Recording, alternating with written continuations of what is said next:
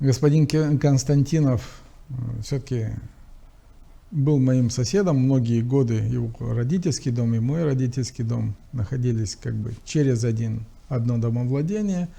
Мы очень хорошо знаем друг друга. И я знаю его о том, что он, как Шура Балаганов, очень бескорыстно любит деньги.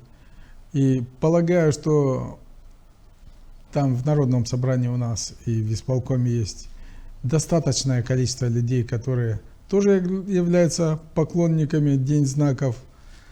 И я думаю, что от Шора они ни в коем случае не отошли. Может быть, они это свои отношения немножко завуалировали, но сомневаюсь, что они спрыгнули с этого крючка. Нет, они с этого крючка не спрыгнули, потому что я более чем уверен, что на многих из них, помимо денежных, скажем так, захватов, имеются и другие, которые держат их гораздо более надежно, скажем так, всевозможные